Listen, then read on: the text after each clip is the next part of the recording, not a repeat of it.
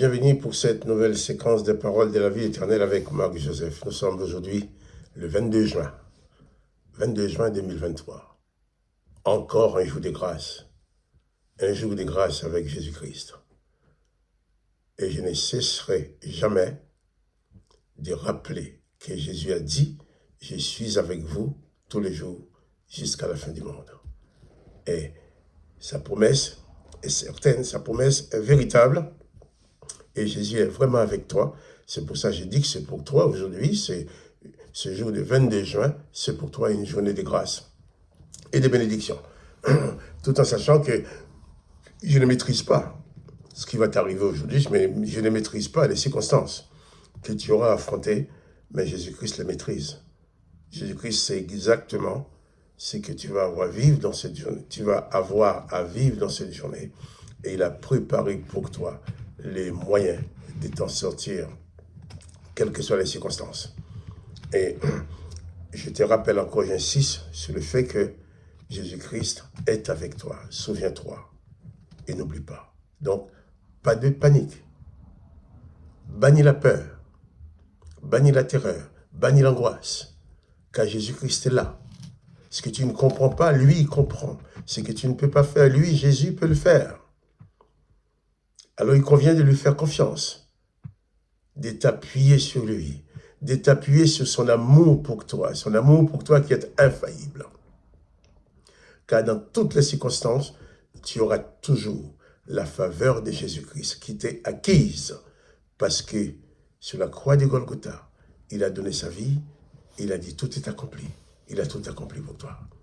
Alors que le nom de Jésus-Christ, que le nom de Jésus-Christ soit béni, que toi aussi, tu sois béni. Et nous allons lire encore des récits qui nous parlent des œuvres de Jésus-Christ dans la vie des hommes. Ce qu'il peut faire dans ta vie à toi aussi. Excusez-moi. Hier, nous avons parlé de cet homme sourd et muet qu'on avait amené à Jésus pour que Jésus lui impose les mains. J'avais dit que les gens croyaient en Jésus-Christ, savaient bien que Jésus-Christ était la seule personne pouvant libérer cet homme. Je relis ce même texte. Marc 7, verset 21. Jésus quitta les territoires de Tyr et revint par Sidon vers la mer de Galilée en traversant le pays de la Décapole.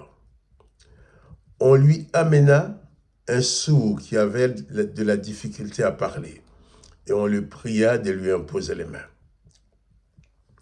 Jésus le prit à part, loin de la foule, lui mit les doigts dans les oreilles, et lui toucha la langue avec sa propre salive. Puis, levant les yeux au ciel, il soupira et dit « Ephata », c'est-à-dire « ouvre-toi ». Aussitôt ses oreilles s'ouvrirent et sa langue se délia et il parla très bien. Voilà.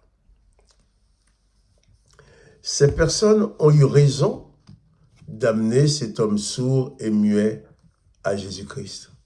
Ils ont eu raison de croire que Jésus-Christ pouvait faire quelque chose pour cet homme. Il ne l'est pas dit.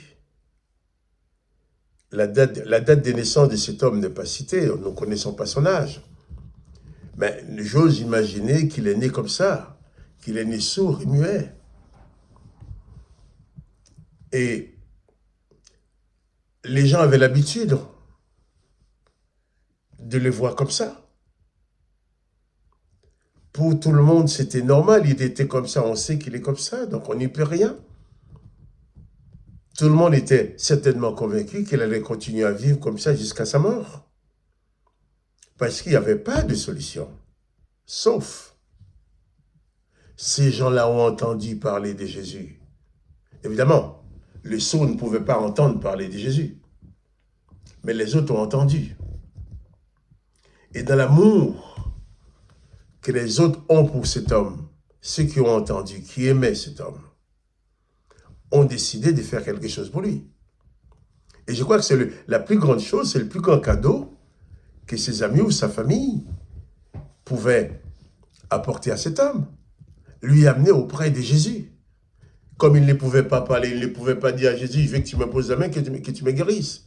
Ils ont parlé pour lui. Quelque part, il y a l'image de l'intercession, de l'autre qui est peut-être très fatigué, très malade, qui n'arrive même pas à prier. Mais toi, tu peux prier pour lui. Toi, tu peux l'amener à Jésus. Il ne peut pas y aller lui-même, mais tu l'amènes. Tu l'accompagnes. Il ne peut pas parler à Jésus pour dire ce qu'il veut. Mais toi, tu peux parler pour lui.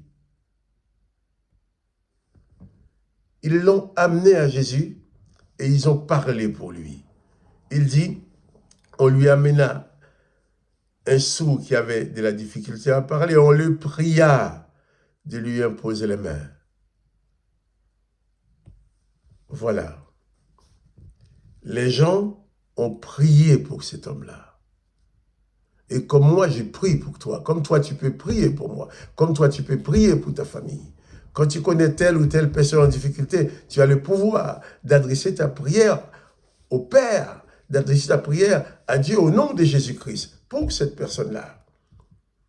Et comme Jésus a exaucé la prière de ces gens en guérissant cet homme, Jésus va aussi exaucer ta prière en agissant dans la vie de ces personnes pour qui tu pries.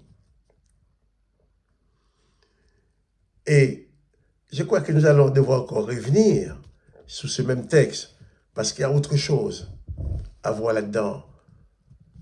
Le pouvoir de la prière, des bonnes raisons de prier pour les autres, des bonnes raisons de prier pour ceux qui ne peuvent pas prier, de parler pour ceux qui ne peuvent pas parler.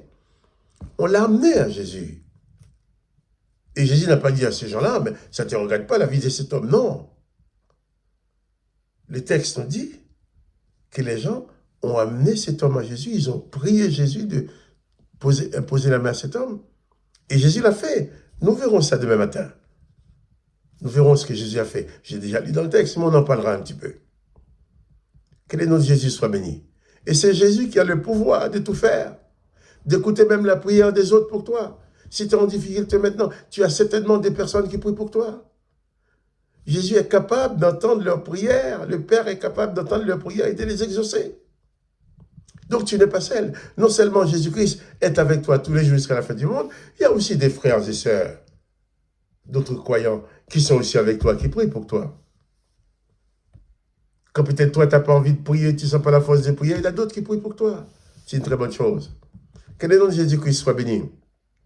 Conservons entre nous cette communion fraternelle, sachant que je prie pour toi, tu pries pour moi. Nous nous bénissons mutuellement. Et le Seigneur Jésus, le Père, dans le nom de Jésus-Christ, exaucera toujours nos prières les uns pour les autres. Que le nom de Jésus-Christ soit béni, chers amis, et que toi aussi tu sois béni. Que le nom de Jésus soit béni, que toi aussi, que tu sois béni, que tu reçoives la bénédiction de Jésus-Christ dans ta vie et que ta vie soit une réussite entre les mains de Jésus-Christ, qui est avec toi tous les jours jusqu'à la fin du monde. Souviens-toi et n'oublie pas. Que le nom de Jésus-Christ soit glorifié. Que le nom de Jésus-Christ soit béni. Que toi aussi tu sois béni. Quant à moi, Marc-Joseph, je te dis bien, à demain pour la suite.